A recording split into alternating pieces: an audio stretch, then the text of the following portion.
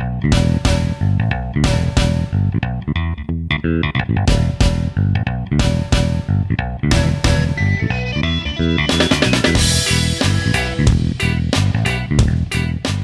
boys and girls, and welcome to the final game of the 2025 college football season and the final Carla and Crappy Show of our 14th year. Boys and girls, it's National Championship Week. Carla? Yes. We've made it through another season. Well, not quite. We still have to finish. We got to finish this show, and then we made it through another season. Oh, God. I don't know if I'm going to make it. We have a whole one game to talk about. This should, And this season, I mean, the weirdness absolutely took over. Vanderbilt's Heisman finalist, and that the Indiana Hoosiers look absolutely dominant going into the title game that they're participating in. I don't know how that works. I don't know how anything happened this year, but it's been amazing. It's been chaos. It's been amazing, and we're gonna do a fun little exercise here in a little bit, courtesy of our friend AJ, who's here. Hi. AJ, you live for this. You live for the weirdness. Did we reach some kind of pinnacle for you this season? Yeah, I think this is the season that I want to say it. I almost said it out loud, and I don't know that I'm fully ready to go there because there was a whole bunch of other stuff that happened. But this is like 2007 level. Okay. For those of you who don't remember the 2007 season, the number 2 spot was cursed. If you were number 2, you lost. Yeah. We had number 4 USF during that season. Like, that season was all kind of topsy-turvy. And anybody remember the national title game in 2007? That's right. It was LSU Alabama. Nothing else changed about that season. It was just real weird in the middle. But I think this year was an incredible year in terms of parity. Mm-hmm. We saw a lot more. Like, we didn't see the normal names. And in fact, when we go through our bracket, we will discuss how many of the normal names we were expecting to be here. How wrong we were. Seeing Indiana, your final 4 were Indiana, Ole Miss, Oregon, and Miami. Who saw that at the beginning of the season? I'll say, spoiler, none of us. Not one of us. No. Nope.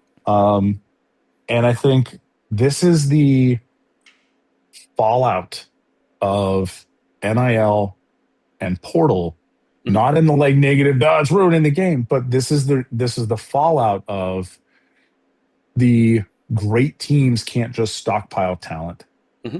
That anybody with enough want to, as we would call it, financially, can make an impact very quickly. Mm-hmm. And this is where the traditional names fell off.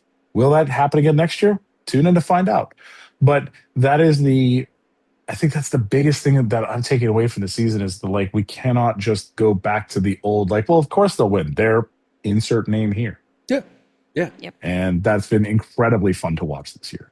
It has. And I mean, as a fan of one of those teams, the notion, the doom and gloom kind of perspective is like, this is just going to give the bigger programs more leverage, more power, more players, more talent, blah, blah, blah. And it's totally wrong. It is absolutely wrong. Players will go. I mean, the player wants to go to Ohio State, fine. But if a player isn't going to play at Ohio State, okay, where can I go that I'm going to play? And suddenly you've got a guy at a school that may not be a traditional power, like Indiana. The literal opposite of traditional power, by the way. Yeah. And it is turned everything on its head. And the result for my team aside, it's been fantastic. It has been absolutely a joy to watch. But we will get into that when we talk about what's happening on Monday, what might happen next week, how wrong we were this year. I wanted to to start with, just a couple little things that I don't know that we've actually noted before, and perhaps this is a more kind of particularly Coach of the Year is a more significant thing to talk about now than ever because of what coaches can do this time. Are we in agreement that Curt Cignetti would be the Coach of the Year, or FBS, or could that be somebody else? What do you guys think? I would put Jason Eck at New Mexico up there. Okay. Like they went from a 2-win team to 9-3, and in some estimations should have made the Mountain West championship game. I am somewhat partial to this, but Timmy Chang had a 9-win season with Hawaii. Absolutely. Yeah. I can make a case for Mario Cristobal at Miami. What we have made fun of, including this season, because it looked like we made fun of him last week. Yeah, and the thing that has haunted him and haunted his teams since the end of the year has not happened. There has not been a loss of focus. There has not been that one dumb mistake. Although we can maybe talk about the no call at the end of the semifinal. But that's a great point. He has done a great job keeping everything together, keeping that team focused, and getting them to the position where they were. Joey McGuire at Texas Tech too. Okay. I think you can make a case for Clark Lee. 100%. Yeah, sure. At Vandy. I mean, he probably deserved it more last year with the turnaround last year with the win over Alabama and all of that. But like, he's kept them up there. Vanderbilt is turning into the juggernaut of the SEC right now, because I don't know if you're paying attention to basketball at all. There's another sport, but both the Vandy men and women are still unbeaten. Okay. Is it so? Dribble, hoop. So you bounce the ball, and then you that before March, and then you throw it through a hoop. Okay. Yeah. I believe those are called field goals. Did they wear ice skates? I don't get it. No. Okay. We did have a discussion tonight about basketball on ice. Shout out to Land Grant Brewing. Wonderful place to have an event. Nice. But there's some sort of like basketball hoop gravity park thing, but the walls around it look like hockey rink things. And so we were all joking that it's actually ice in there. It's not actually gravity. And then people were like, how would you play basketball on ice? And I was like, have you ever seen German ice football where they play football on a hockey rink? Google that. It's hilarious. Are they wearing cleats? No. And so when they try to get running, it's like the Road Runner. It takes them a while to get going. But it's I'm literally racking my brain about like various potential like places. Kalani Sitake, BYU. If Georgia Tech had finished stronger, I would have said Brent Key. A lot of good coaching, please note that all of these are coaches at places where we have not talked about them as national powers in a very, very long time. Yeah. Carla, do you have any other thoughts? Anyone else who sticks Clark out Lee was to the you? one that jumped out to me. I mean, funny, we could go Pete Golding. I mean, not for good reason. He needs a full season. He needs a full season, but he has more playoff wins than Kiffin. So, boom. Which is funny. Sorry, that's been a point of conversation with a lot of people right now, because I live in SEC country. Yeah. I'm just now picturing, for those of you James who are Madison. Bob Chesney. Yeah. Bob Chesney. You can make a case for him. Yes, could. The "You're in Steelers country" banner. Yes. I'm just imagining that exact same banner, but it just says "You're in SEC country." Sorry. Just as soon as she said it, it's immediately popped into my head. Yeah. I'm sorry, everybody. I could see that. Yeah. I could see that. I think you can make a case for Bob Chesney too. Okay. Granted, I am the guy on the program who's the most myopic, and Cignetti it has to be my choice. But the notion that there are so many good good possibilities here, and especially that so many of them, nearly all of them, are at non-traditional powers. Yeah. That's a perfect illustration of what we're talking about with the recent changes to the sport. Player of the year, Carla. Apply whatever criteria you want. I hate to say it, I'm coming around on Mendoza. Okay. I just think the way that he has led this team through the playoffs, how mistake-free he has been. I mean, I've been obviously I was a huge proponent of Diego Pavia. I thought he was the most influential player on a team in the regular season. And now I think it's Mendoza is the reason why Indiana is playing as dominantly as they are. Yeah, I think I would pick Mendoza at this point. Pavia would be right up there. Had Vanderbilt made the playoff, I think I could have made a stronger case for Pavia. Okay. Okay. I think those are my two. I think those are the two that are standing out to me right now. Okay. Okay. AJ? I would probably give it to either Mendoza or Malachi Tony at Miami. Yeah, that's a good choice too. Tony is someone I was thinking of. Mendoza has been fantastic in the playoffs. And I think I'm still of the opinion that Pavia means more to Vanderbilt. It's not like Indiana's defense is still terrifying. Yes. Yeah. Vandy runs through Diego's success. If he's great, Vandy's great. If he's not having a great game, Vandy's not having a great game. Mendoza there's other options, the running game, the defense. Like they can play. Like he did not have a great Big Ten championship game because Ohio State was giving him hell the whole game. It was a 13-10 game. So I don't think it's necessary. Like I still think Mendoza is a completely valid Heisman winner. Like this is not like, oh, he won because of X. No, he's truly great. I like Pavia as this is the most outstanding player. If you were to take him away from Vandy falls apart.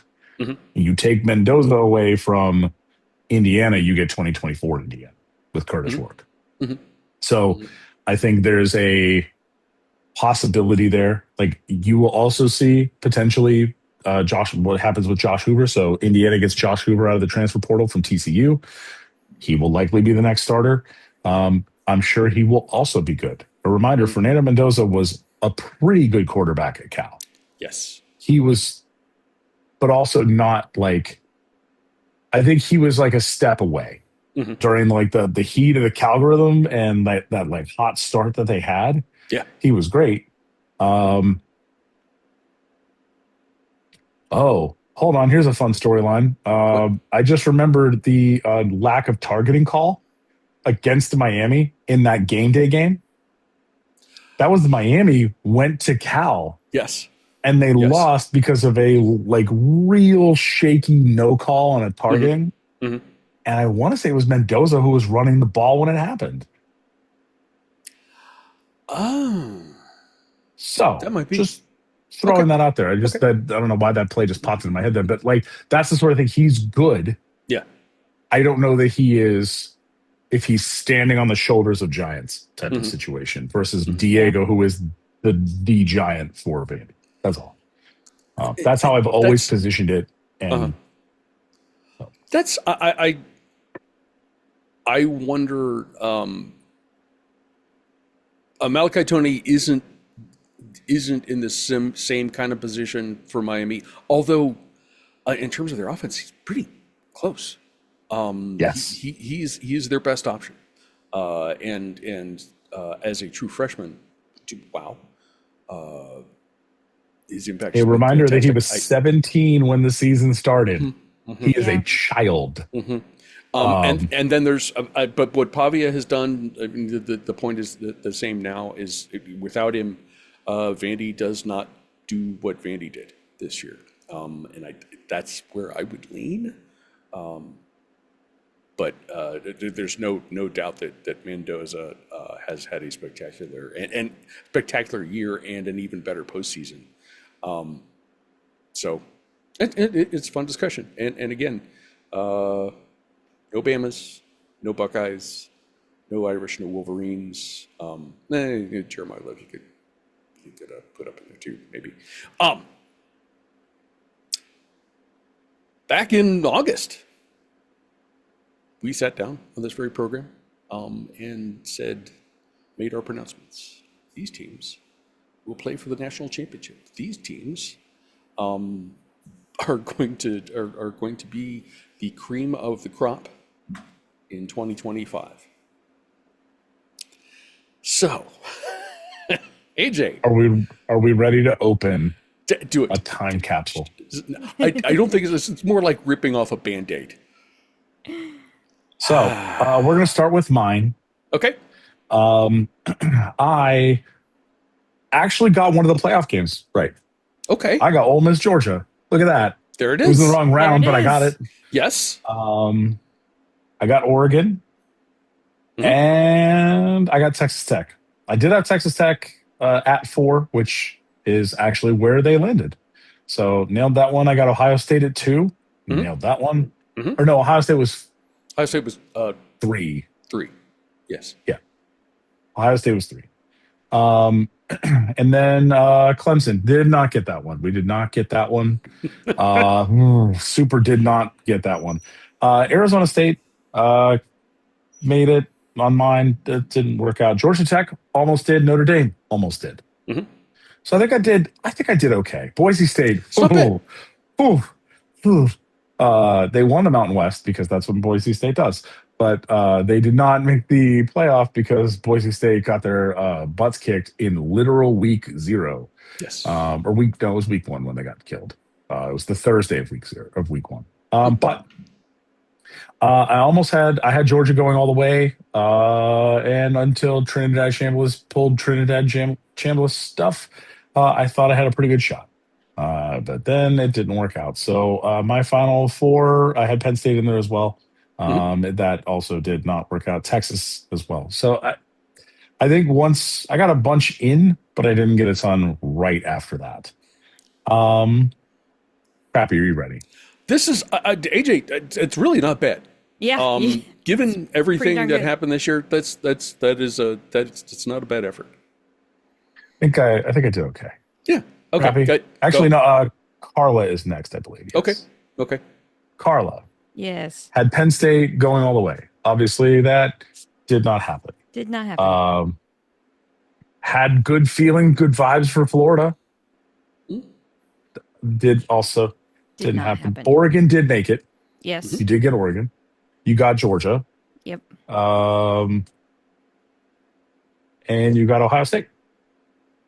None of us, by the way, just so we're clear, none of us had Indiana. Not even a little bit. Yeah. None of us had Indiana. We all went regression to the mean, and we were wrong. But you do need to know something funny here, because I found my notes from the very first from our week 0 show. And as I was trying to, if you go back and listen, I say this on that show when I'm like justifying my picks here. Regarding Clemson, my notes here literally say Clemson, because who else is going to win the ACC? That was a little bit I give myself some credit for that. It's an excellent point. And you know what? The ACC champion did not make the playoffs, so you're not wrong. Right? Who else is going to win the ACC? Well, Duke did. Oh, no. What happened? Right? It's a long story. And Miami is playing for the national title. Yep. The ACC I just wanted to point that out because as I'm reading that now, I'm like, that's really funny. That is really funny. Arizona State let us all down, I think. And yeah, Michigan also didn't make it, but it did well. Crappy, are you ready? Yeah, go ahead. Here we go. All right. Crappy. We all have Boise State as our G5 team. Which that did not work out for us. That's normally a default thing. So okay. You were the only one who put Alabama in. So congratulations. Welcome to the playoff committee, Crappy. Thank you. I wanted Ohio State at 5. I wanted Ohio State to have a home game, apparently. I remember discussion about Ohio State losing to Penn State maybe twice. Maybe That's what you had. I had them season and title game. Yeah. You had Penn State. You had Penn State winning the Big Ten, and winning the head-to-head in the regular season, and then you came back and got us in the playoff. Whereas I had the reverse. Okay. I had Ohio State winning those two games, and then Penn State coming back and winning in the playoffs. So. Okay. All right. I'm now looking at our brackets, and one thing I just noticed is Crappy here. You picked the bye teams to go 3-1. So you had Penn State advancing, Clemson advancing, and Texas advancing. This is a reminder that the first round bye teams are now 1-7. Yeah. So I think this is just a reminder. We all try our best. Yes. When we're out here picking games. And I believe we also say at the beginning of the year before week 0, we don't know anything. No, we can't do the reset. We can't do the research or anything like that. But no one knows anything prior to week 0 because no one's played a snap yet. We don't know who's a breakout star or who's going to be better in any particular game. We don't know yet. So I think we did an okay job here. And by the way, we're going to do this again next year. I think this should just start to be a yearly game that we play. Putting together the bracket, especially doing the full thing. That's the right way to go. One thing I do want to bring up, because we're talking about brackets and we are talking about that is not known to do, browser. I did a thing. Because I was thinking about there's actually been a few this is some slight news things here. There's been some news about playoff proposals and sort of how to tweak the playoff, because this is FBS football, and so we can't leave well enough alone. And we've changed literally every year they change the BCS and they would break it in a different way. There's two competing proposals right now. One, which is preferred by the SEC, is a 16-team playoff. And by the way, these are potentially as soon as next year. Okay. So there's a proposal for a 16-team playoff. The way that this would work is no more first-round bye. You just go 1-16, started on the first round of the playoff, and everybody just starts playing at that point. I think there's a level of excitement at a baseline of the home playoff games are way more fun than the big bowl games. Yes. That has been consistent. Both years of the playoff, the home games have been great, and finally we saw home teams lose those games. So it's not just you magically get a home playoff game and you just magically win those games. Just that's how it happened to work the first year, but we started to see that break down a little bit. So you're seeing a 1-16. That's what the SEC in particular is presenting. The Big Ten is presenting a 24-team playoff. And this is where it gets a little bit different. It is aping a lot of the FCS playoff, which I think is a good idea. The problem is they are not necessarily doing what the FCS does because there's no real guarantee for conference champions. Right. And so it turns into we're just going to make the playoff bigger, but we're not going to make it that much more accessible. And I disagree with my conference on this one. Yes. And this is where the Big Ten, I think, loses a lot of fans. And so very rarely do I turn to AI for these sorts of things, but I was driving and it was way easier for it to do it. And the idea I had was, okay, what if we did the FCS, but with the FBS playoff? Like, what does a 24-team playoff look like? What does the seeding look like? What does the bracket look like? Yes. And the simple answer is it's actually not that hard. You're doing 16 teams, 8 of the teams get a first round bye, and the conference champions get automatic bids. All of them. That includes you, CUSA and MAC teams. You get an automatic bid to the playoff. And then after that, it goes off of the rankings. So if we take the 2024 season, so this would have been last season, not this season, your conference champions getting automatic bids were Oregon, Georgia, Boise State, Arizona State, Clemson, Army, Marshall, Miami of Ohio, and Jacksonville State. Okay. So those are your conference champions. And then we add the at-large selections based on the CFP ranking, which would be Texas, Penn State, Notre Dame, Tennessee, Indiana, SMU, Alabama, Miami, Ole Miss, South Carolina, BYU, Iowa State, Missouri, and Illinois. The most losses of any team in the playoff is 3. So even the MAC champion was a 3-loss team. So nobody has 4 losses. There's no weird, you went 7-5 and won. Nothing's terribly weird there. So your seeding is Oregon, Georgia, Texas, Penn State, Notre Dame, Ohio State, Tennessee, Indiana, which was what the 8-team playoff was, or the top 8 seeds last year. So here's your first round games. I want you to tell me when any of these games stink, are bad, or you would not want to watch this game.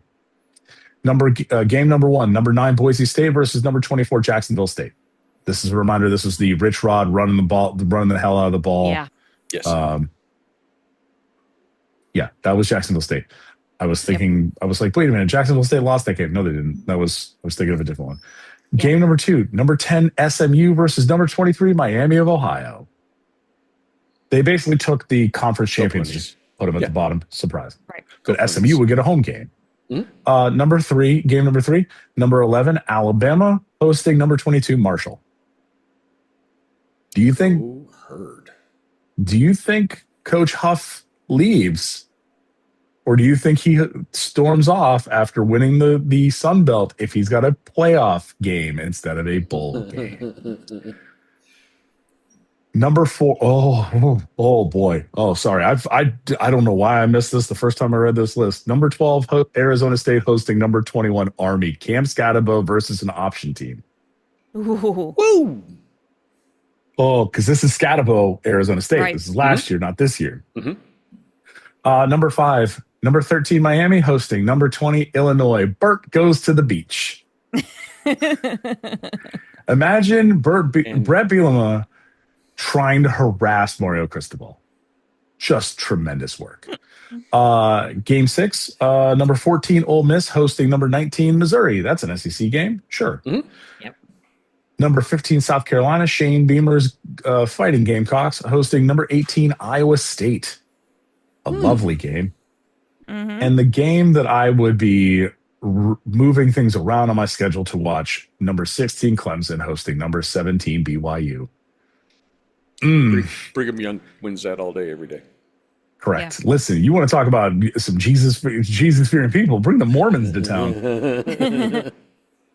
And then the Oregon would get the winner of Boise State, Jacksonville State. Indiana would get the winner of SMU, Miami of Ohio. Penn State would have gotten the winner of Alabama, Marshall. Notre Dame gets the winner of Arizona State, Army. Texas would get the winner of Miami, Illinois. Ohio State would have gotten the winner of Ole Miss, Missouri. Okay. Georgia would get the winner of South Carolina, Iowa State, and Tennessee would get the winner of Clemson, BYU. And then after that, it turns into winner of quarterfinal, full seeding from there. One of the parts of that 2014 proposal would also ape a thing from FCS, which is the elimination of conference championship games. Because you cannot have a conference championship game as an additional game on top of all the other games that are being played, because this would extend the playoff, right? You would have a first round, a quarterfinal, semifinal, final, championship semifinals, and then a national championship game. So there's 1, 2, 3, 4, 5 potential playoff games for the first round all the way through. So if you're adding 5 games to the schedule, you got to drop a game somewhere, and conference championship games are an easy one to drop because they're not technically real games either. They're just a thing, and these are the 2 teams who are playing for the conference championship. So you would get a lot more tiebreakers. I think also to make this work, you potentially have to break down the conferences. They can't be 18-team conferences, and you would have to go to astral math to figure out who's the actual champion. this is where you would actually see that. So actually part of the Big Ten's proposal is the elimination of conference championship games. In my opinion, I would love to see them also ape the FCS schedule, and like Thanksgiving weekend is the last week of the season. The next week is the first round of the playoff. Okay. And you would have to do that in order to make this schedule not completely insane. You cannot, in my opinion, you cannot wait until like the weekend before Christmas to start the playoff. Otherwise, you're going clear to. You're playing in February, or competing with the Super Bowl. Yes, you are competing with the AFC Championship game, or the AFC NFC Championship game, like in late January. No one wants to do that. So you would have to start this earlier. Again, this system already exists. This isn't a new one. This already exists. It's already successful. I believe Montana State won the national title, and they were on their like 16th game of the season. I think Illinois State was on their 17th game of the season, and it came down to the literal last play of the game. Yeah. That was an insane football game. It was. Taco Dollar, Taco Tuesday is going crazy. Yeah. It's Taco. Listen, Taco Bell, drop the NIL bag for my man. This is insane. Yes. He does have an NIL deal. He has an NIL deal with a taco place in Bozeman. Okay. But he does not have one with Taco Bell, which is where he claims he got his name from. Yeah. And yes, he does have a brother, and yes, his brother went by Burrito briefly. So it's very interesting to see like what this would potentially look like. I thought about going through and doing like the last 10 years of the playoff and what that would have looked like. Do I think there's a ton of possibilities for upsets? Maybe. I mean, you have a number 20 Illinois team beating Miami and then beating Texas. Yeah, sure. Like that's a possibility. And you're opening the sport up. You're opening up to more possibilities. And anytime I hear somebody say like, "Oh, we don't want the playoff to get bigger," I direct you to March Madness. Yeah. And why we all watch for the upsets. And when we see, every time I hear, well, the games aren't going to be like terribly competitive, I'm like, right. And Duke beats Presbyterian 115-62 on the first Thursday of the tournament. Like it happens every year, and we wait for a UMBC to beat Virginia and turn the whole world upside down for a bit. Yeah. So these are the sorts of things. That's why I think expansion works. There's a desire to do it, to fix it. I think at least some of those first round bye games, mostly because they were not competitive at a very different level. But I think it's starting to become a bigger deal, and there's obviously more games equals more money. So yeah, and FBS can probably figure out a way to complain about that, but the notion that this system exists and has for a while, and it's got to be something that I would hope it is at least considered. I don't mind losing the conference title games. I mean, they've only when did they start? Late the mid-aughts, is that about right? Yeah, the Big Ten title game was like the Big Ten title game. It starts with it started in a year that starts with a 2. It's not that precious. Yeah, it's fine. Right. And that's the case mostly across the board. So I let's give that a look at least. That'd be fantastic. We do, however, have playoff games to talk about from last weekend, to talk about coming up on Monday the 19th. I will admit I did not watch all of either of the semifinals. We were at my sister's house in Florida, so we sat down and watched. I got to watch bits of the first game, Miami Ole Miss, with Cornell football alumni Drew Powell, which was a lot of fun, just sitting and talking with him about football and drinking cocktails. Had a blast with him. And then I went to bed early for the Indiana-Oregon game because, good Lord, that was destruction. Yeah. So let's start with the first game. AJ, what did you see in that one that stood out to you? In the first game, it was. I appreciated that they both of those teams were actively trying to make mistakes. They were both actively trying to give that game away to the other team. There were a number of times where balls were hitting Miami DBs in the hands, in the chest. And I think I saw the joke multiple times. They're DBs for a reason. They're not wide receivers. Yeah, yeah. Like if they could catch better, they'd be wide receivers. Yes. And it was just Trinidad Chambliss was on one. He tried that again. It came down to a late drive and a Carson Beck broken play bootleg. Carson Beck got the Vince Young run. Yeah. Yes. That run is just the opposite side of the field, but it was hey, wide open. I'm going to scoot in for this touchdown. Miami going to play in the national title game at home. That's a home game, a literal at-home game. This is not like Miami plays at a different stadium. They're playing at Hard Rock where Miami plays their home games. Yep. That's wild. I believe they are the away team for some reason. So they get to dress in. Yeah. They're the lower seats, so they get to dress in the visitor locker room at their home stadium. Love that. And then Carson Beck just did not make the terrible mistake. I've been talking about this, and I know others have been talking about this. I feel personally like Carson Beck's got a mistake game in him, and he has not dropped it yet. Friends, Indiana's about to make him have it because this is not the same. He played okay against Texas A&M, but a reminder that they did not win that game on his arm. They won that game because they handed the ball to Mark Fletcher and let him run. Yeah. Yes. And that is also how they won this game against Ole Miss. Once they started hey, we actually don't need to throw the ball, just run the damn ball. And Mark Fletcher Jr. He was dribbling dudes multiple times. It was like a stiff arm where I'm like, you hate this man. That's it. That's the only way I could explain it. You hate him.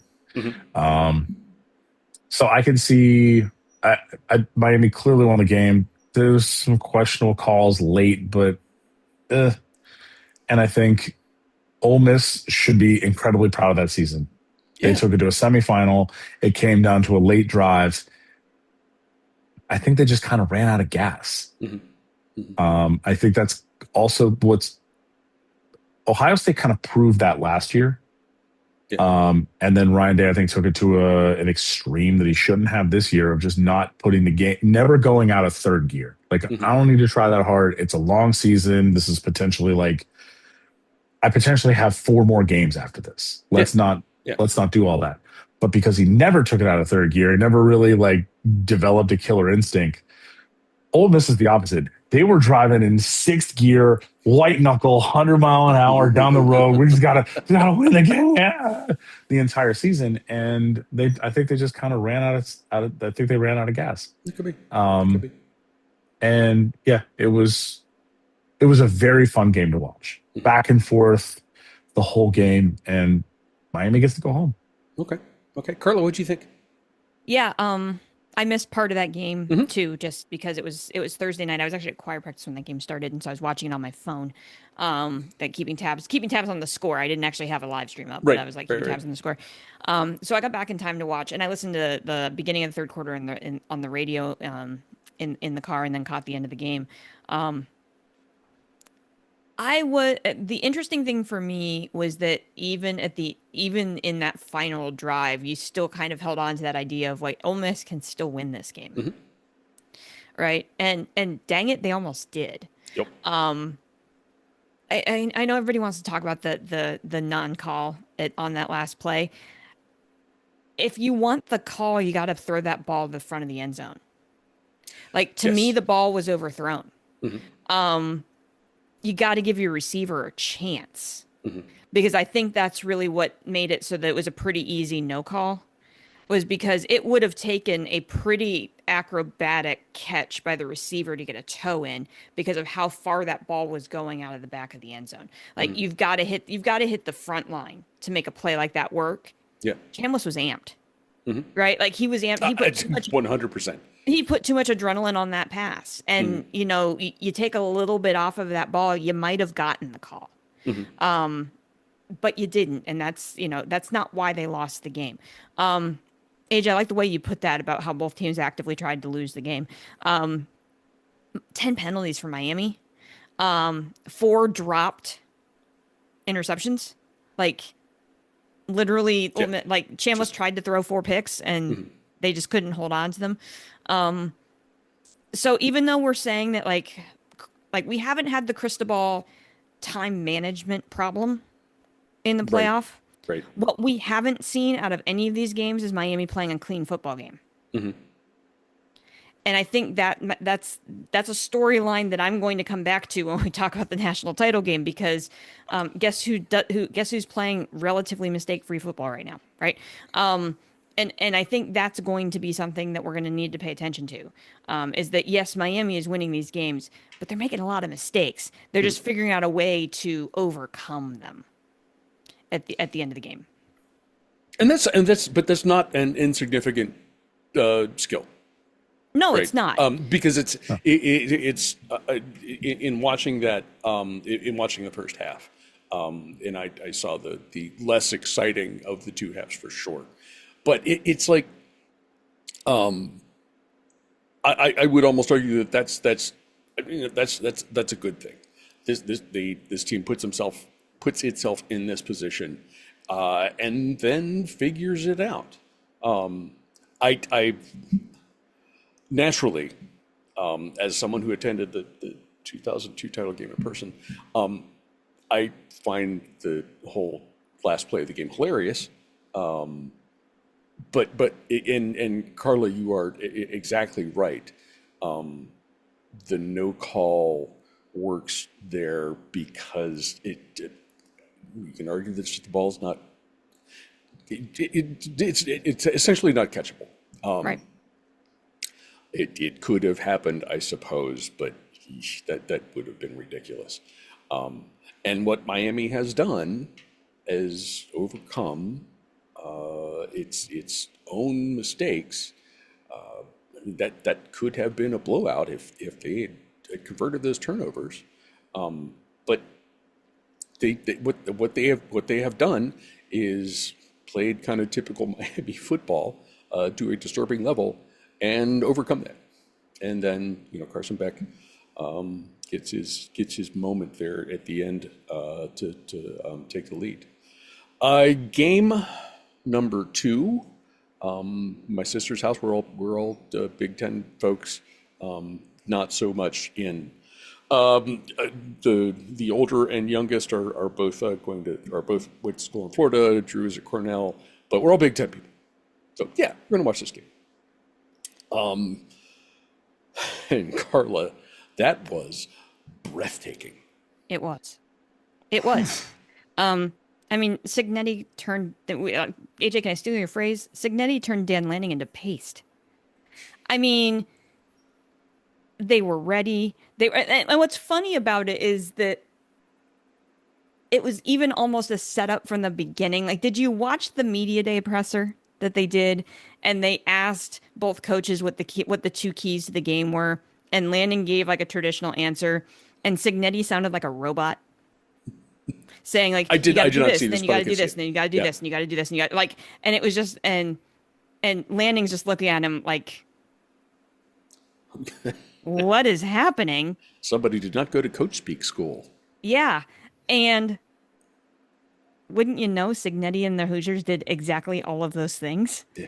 Right? Like, they're just locked in at a completely different level right now. And the funny part, the other funny part was, like, I really think Cignetti's leaning into this, because the number of times that he seemingly intentionally memed himself, knowing where the camera was, He got Mike Tomlin's innate nature knowledge of where the camera is that is on him at that given moment, where he's just like, and then just like, I'm yelling at the ref. Let me make my face at the camera, and then let me go back to right. And McDonough called it like twice. Like, that's what made it even funnier. Like, if you're listening to the sound of that game, McDonough's like, "Oh, here comes that meme again," and then literally Signetti does it. Yeah, it's right there.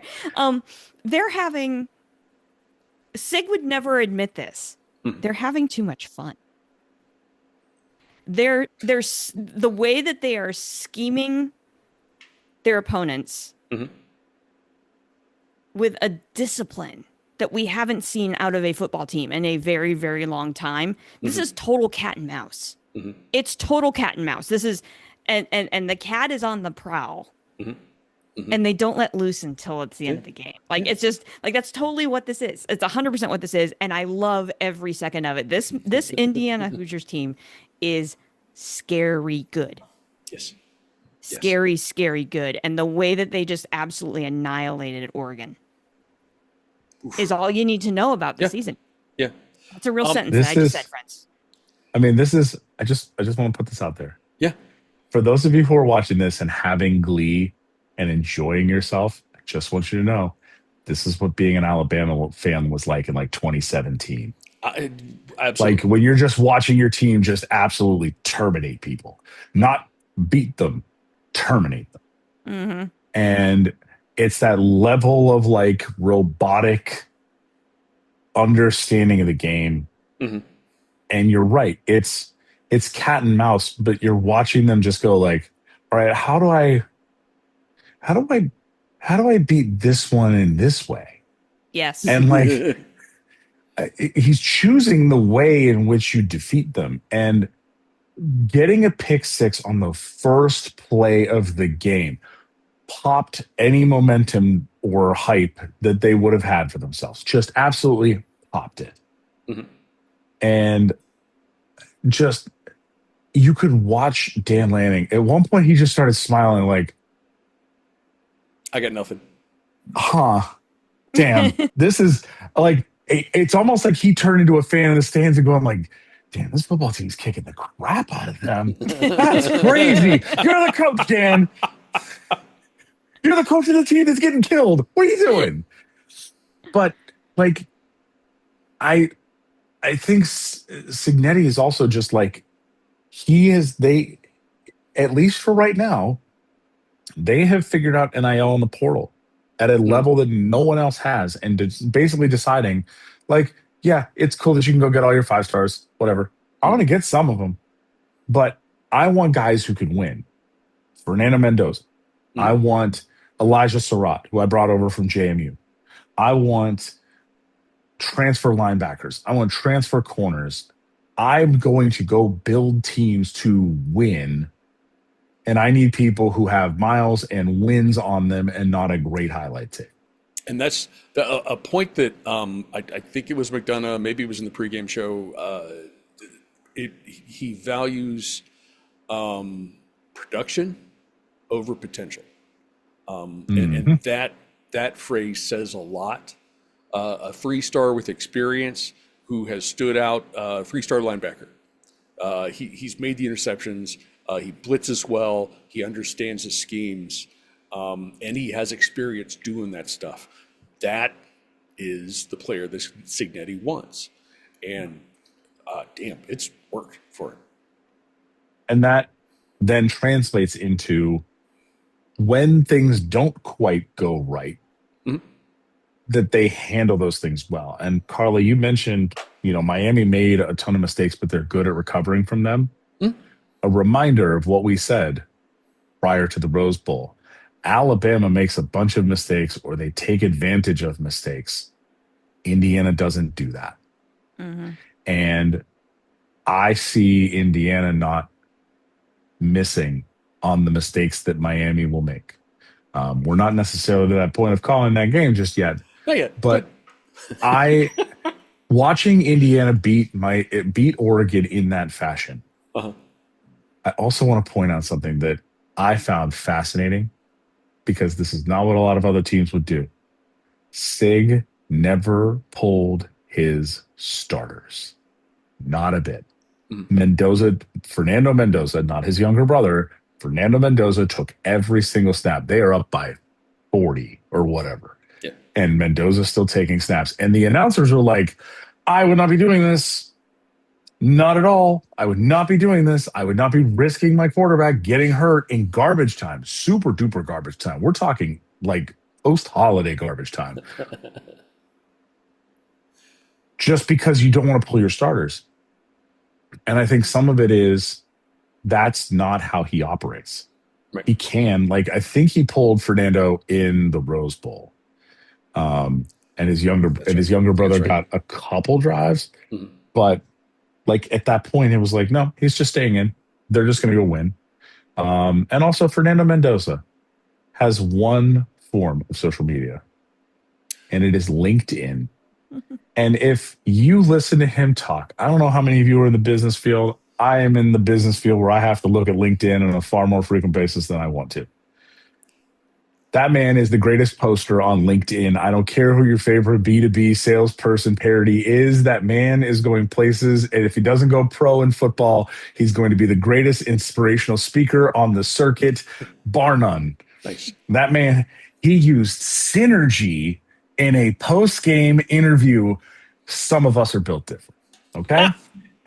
He was leveraging synergies. He was so interested in doing post-game interviews that he almost missed the trophy presentation. Oh, jeez. He was on the set talking to Scott Van Pelt. He was talking to SVP.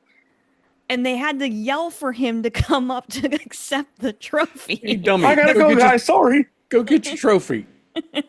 This sweet Boy Scout of a person. And like, also, I don't know, this, I do not want this to be taken as any sort of like creepy or anything, but they kept showing shots of Fernando's mom. And I'm almost positive it was his sister next to her, because if it wasn't, Fernando found a copy and paste version of his mom to be his girlfriend. I am certain that is his sister, because they looked like literal Control-C, Control-V. An ant? Sure. Okay. I think it was an ant. Okay. Control-C, Control-V, doesn't matter. They looked like twins. It was wild. Just like every time they cut over, I'm like, is that the same person?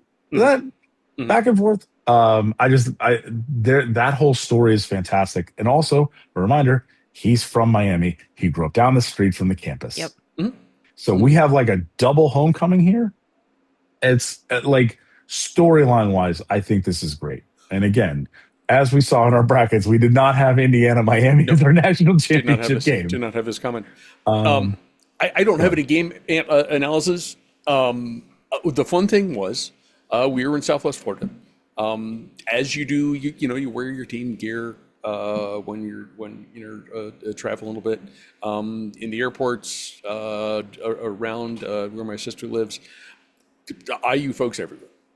And Kelly and I talked to every single one of them we could, whether it's shouting out car windows, go Hoosiers, whether we had a chance to stop and talk to somebody, and they are all jacked, and it is so cool to see. And because that in turn, we talked about we're Big Ten folks. You just beat us. We're Ohio State people, good, and we want you to go do this. Let's get 3 straight titles for the Big Ten, for the conference. That was really, really cool to see. A lot of fun as we wandered around Southwest Florida.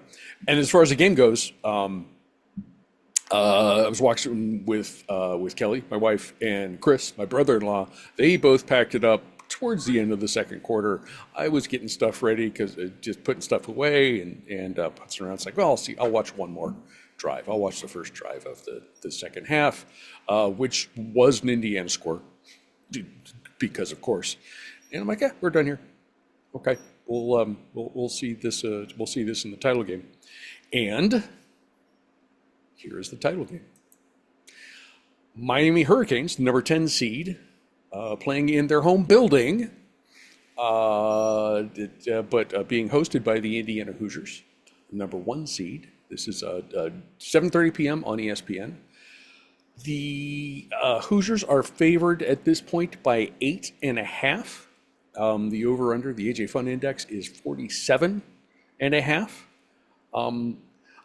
This has turned out to be the least suspenseful to pick of the entire season. If you've been listening to the show leading up to this point, but traditions say we have to pick this game. So, AJ, who's going to win this game? I am unironically cheering for Indiana. Yeah. To win their first national championship ever. Mm-hmm. They are an absolute complete team. And they are not at the same offensive level, but they feel like they're playing at the same level as like 2019 LSU. Mm-hmm. Of like, they are just going to do whatever they want to you, and you're just going to try and hold on for dear life. Signetti has got the team rolling. There was actually a video of him I just saw right before we started recording where he walks out onto the field. It was very clearly like one of those like, hey, coach, the coach is going to go out to the field. What do you think he's going to say when he gets out there? And he walks out to the field, takes one look around and walks out. And the caption on the video is me, just like me when I'm trying to figure out if my gate is real. Like when you go to the airport, you walk to the gate just to make sure that it exists and then you leave. Yes. That's exactly what he did. He walked out and went, all right then, and then left. And I'm like, again, Terminator mode. Yeah. I'm not going to try and soak up the moment. I'm going to go out. I'm like, yep, there is a field here. Time to kill him. And goes back into the like bowels of the stadium. Yeah. It is between him. It's also very funny to see him and his like grouchy, grumpy face. Mm-hmm. And then like Kenneth Page from 30 Rock as his quarterback. Like I saw that he's Jack Donaghy. Signetti is Jack Donaghy and Fernando Mendoza is Kenneth. Okay. Like it's that vibe. Mm-hmm. Like, oh yeah, sir. And then shut up, Kenneth. That whole thing is happening in real time. Yeah. The only interesting part of this game to me is Miami's defensive line trying to get to Mendoza. Mm-hmm. If they can get to Mendoza, this gets a little bit more interesting. But Indiana's line is great. Yep. And they have an opportunity to if Indiana turns Miami to pace at home in the national championship game, y'all build this. By the way, if he wins this, if Indiana wins this game, just go build a statue for Signetti right now. Just build it right now. You're not. Yes. I don't care what happens after this. Build the statue. He is on a generational run, and I don't see that changing. I think some people are waiting for the cool down period or Indiana to come back to earth. I don't think it's happening. And they backed up the truck when Penn State let go of James Franklin, and they gave him a $10 million God deal. Mm-hmm. And I don't see God falling anytime soon. So I think y'all should get ready for Indiana football to be a thing to worry about and get nervous about for the foreseeable future. Super. And the Hoosiers win their first of potentially many national championships. Carla, are you hearing the Imperial Death March kind of off in the distance somewhere? I am, and what's interesting is after watching the Indiana-Oregon game, if you stuck around and listened at the end, it was really interesting because it was the two team from ESPN that called that game. That was McDonough and his crew, which I shouldn't say he's the two team because he is the National Sports Broadcaster of the Year. So congratulations to Sean McDonough. But it was Scott Van Pelt was there doing a live post game, but he had Reese Davis on, and the two of them were talking after Mendoza came back for the second time, after he got his trophy, and Mendoza goes off to go celebrate with his team, and the two of them are talking in a candid way that you don't usually see those guys talk, talking about how can you pick against Indiana right now, like after watching what we just saw, how do you pick against them? And I'm on that bandwagon. How do you pick against them? We have seen them annihilate every opponent they have faced in the playoff. not just beat them, turn them into paste.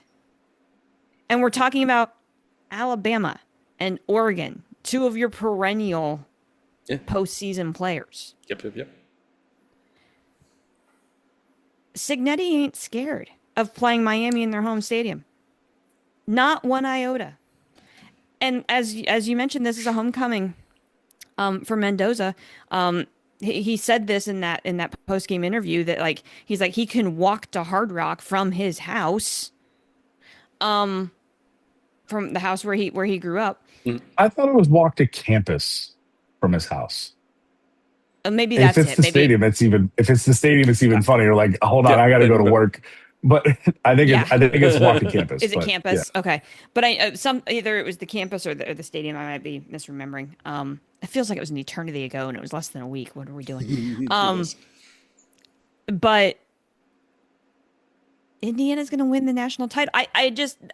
To me, it's more of a how big do they win by? Because it was funny because even though it didn't feel like the Oregon game was quite as much of a demolition as the Alabama game was, they brought up that Indiana beat Alabama by 35 points and beat Oregon by 34 points. Okay.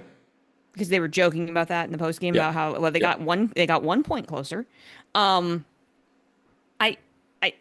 see this as a big win because of what I mentioned about Miami and their propensity for not playing a completely clean game. And I know we talked about how that's been a good thing for them, that they've been able to recover from those mistakes. But I think part of that is that their opponents that they faced were not able to fully capitalize on those mistakes. Guess who's going to fully capitalize on mistakes? On each and every one. On Monday night, on every single one of them. Yeah, and that's Indiana. And I think that's the difference here. I think if Indiana can get a turnover early or a big play early to kind of suck the energy out of that stadium, and let's be real, Indiana fans travel. Hello. If you didn't, a lot of the stadium shots that they were showing last weekend were like looking over the Oregon fan, the little teeny group of Oregon fans. You didn't see any green at all. None. You didn't see any. It was like 80-20. I think some of this is you have a number of fans who think this is the one time. Yeah. And they're just like, I'm along for the ride. I am dumping all of my money into this. This is an old SE, like an old Alabama and even Clemson joke of they don't bother booking. They just book themselves to the SEC championship game. They just book a hotel room for Atlanta for that first weekend of December, or they say, I'm not going to go to the championship game. I'm going to wait for the whatever playoff game they're going to go to, or they book like national championship hotels. Yes. Because they just expect to be there. Indiana's not there yet. Right. This is still very new. They're watching their team destroy other teams by 30, and they're like, I can't believe this is happening to me, because Indiana is one of the losingest programs in the history of the sport. So, I can absolutely see if I were a deep Indiana fan, shout out to Connor from Home Field, which, by the way, the number of videos I've seen, I'm wearing a Home Field hoodie right now. They've been posting various videos, and one of them was Indiana is going to lose the Pinstripe Bowl. It is imperative that you start the clothing company, because the entire history of Home Field was based on wanting to make shirts about Indiana after they lost the Pinstripe Bowl. Yep. I fully believe that me buying hoodies from Home Field has been securing the NIL bag at Indiana football, and right now I'm fine with it. Maybe we got to switch that up. Knock it off next I don't know. Okay. I don't know if the guys at Homage, the one that's based out of Columbus, that is deep into Ohio State, I don't know if they're dropping hoodie money to the players. They are making products for players. I know that for sure. I did see Homage was in Home Field Apparel's like comments and was like, "We're so happy for you," and I'm like, "I love that you guys could potentially beef, but you don't." But this is the sort of thing. Like, I think Indiana fans right now are still like not taking it for granted. They are euphoric. Yeah. Now, maybe 3 years from now, they'll be like, well, we'll just wait for the national championship game. It's fine. And that's a different story. But I think right now, this happens, I think, with every sort of sports team that has been bad for a long time when they finally turn it around and get good. The Patriots were garbage for many years up until Brady takes over, and then they become then their imperial march starts, right? Yes. But people were hype in 2001 when they made their run in the playoffs. And they're like, who, the Patriots are going to win the Super Bowl? This is silly. And then it's like, oh, they won 7 of them. So this is I think some of this is like, you're taking it in as this is the first time you've ever done this before. Yeah. And I've appreciated that, and seeing all these Indiana fans traveling like crazy to these games, I think mostly in a like, we don't know when we're going to get back here type of way. So, so my official pick. Carla needs to make a pick. I need to make an official pick. I did not hear a pick. And well, I mean, we all know I'm picking Indiana, but Jake Rose, this is for you. Diehard Indiana fan. If you've been watching him in any of his Instagram stories, he just keeps looking at the screen doing exactly what you're just talking about, AJ. Like, I don't know how to feel right now. I don't know what to do with my hands. Yeah, this is all new to me. Jake, go win yourself a national title. Hoo-Hoo-Hoosiers. I will toast Jake 100% because he deserves it. As do all the Indiana fans. As I was talking before, all of the folks we ran across while we were running around in Florida and seeing them in airports. AJ, you brought this up, and I had to double check.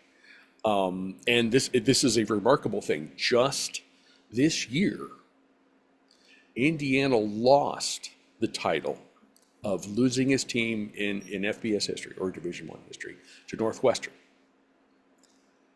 So they're now in second place. And that's just on how good they've been basically last year in this. That's the difference. And they've been really damn good. And it's a difficult thing for someone who has been watching Big Ten football since the early 70s. I remember games in 72 and 73 and stuff like that. The games I got to go to when I started going to games in Columbus were Wisconsin, Northwestern, Indiana. Basically, they were games. If the weather was iffy, or if we were playing one of those teams, it's like, my mom wouldn't want to go, so I would get to go with my dad. Growing up like that,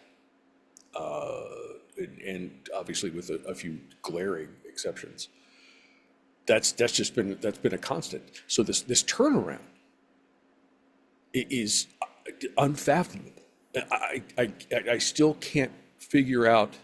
I mean, I can look objectively and see what Cignetti has done, and clearly see the results on the field, but it's a difficult thing to process.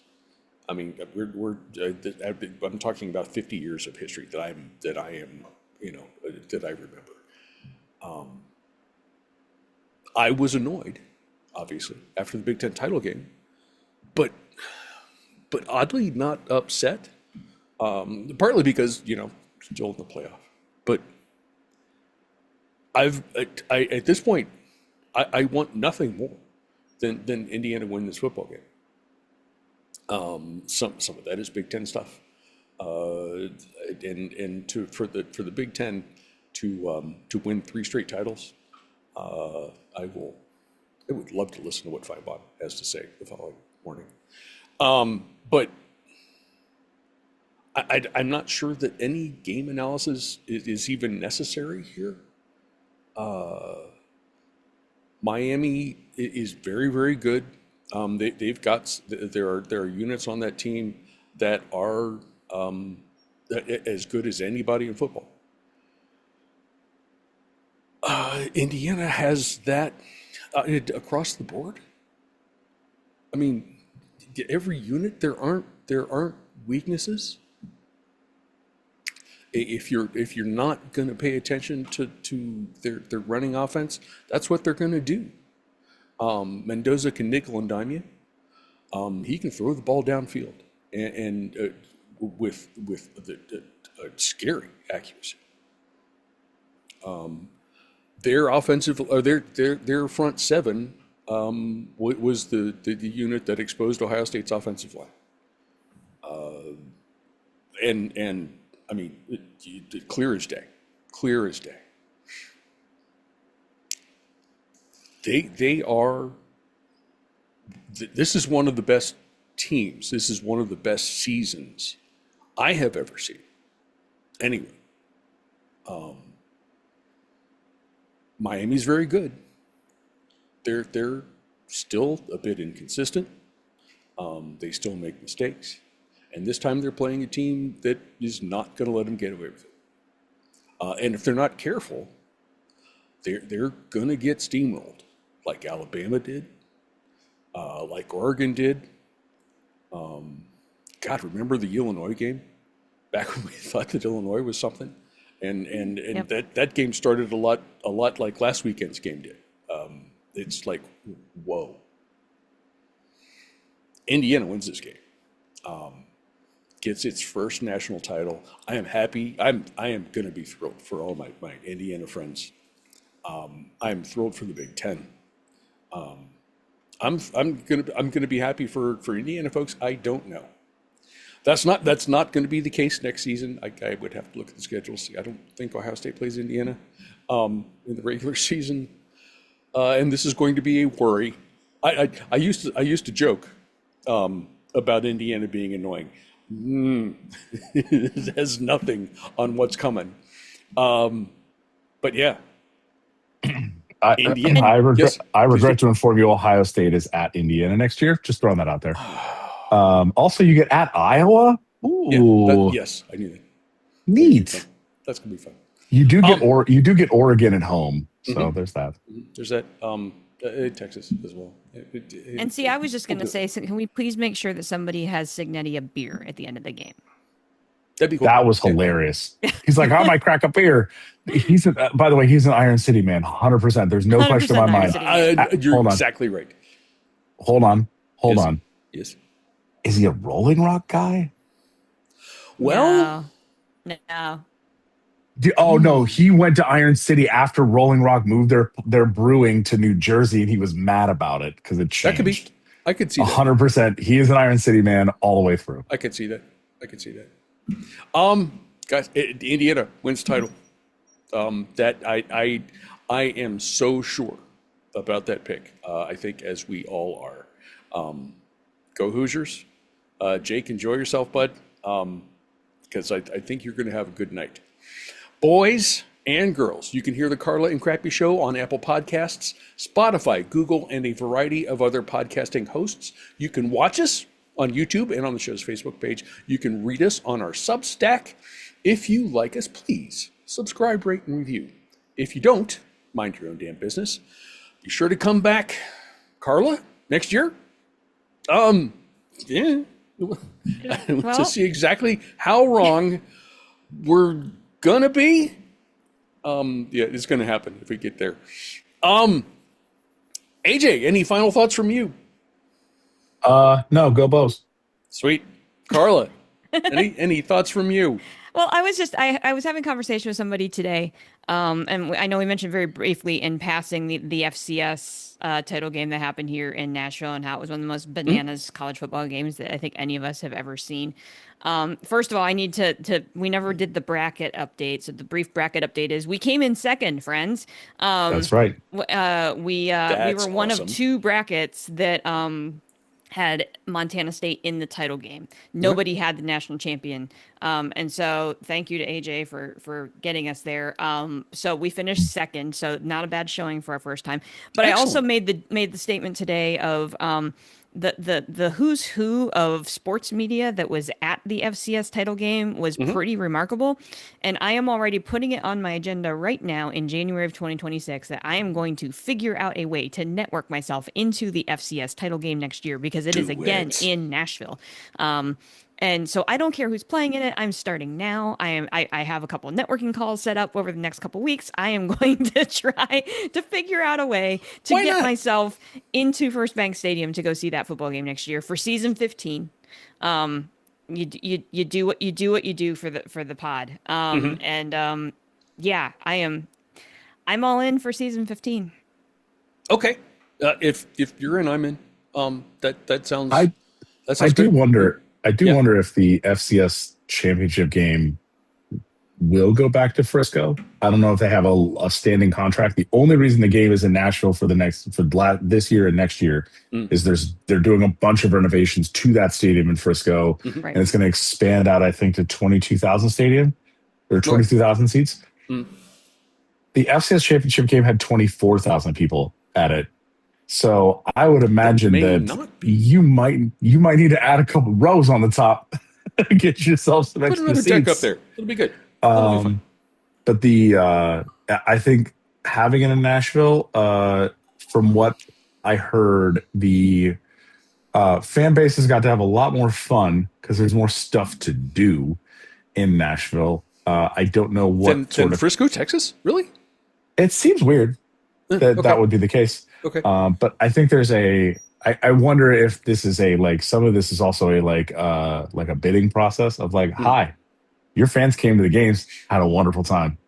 And then we had a bananas game. And then they got to have some more fun. And do you want to keep doing this? Because we can keep doing this. Because I don't think Vandy Stadium is going to be in use at the beginning of January. So we can just keep doing this. Yeah. So, yeah, I think I'm trying to remember the Stag Bowl this year was in Canton and it was frozen. Yes. So the coldest I may have ever been was in December of 2000 when my high school, Upper Arlington High School outside of Columbus, played Solon, team from Cleveland area, in the big school title game in Canton in that stadium.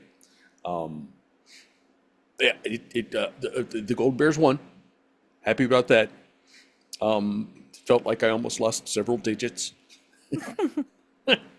but that is a chilly building. Once fall is done.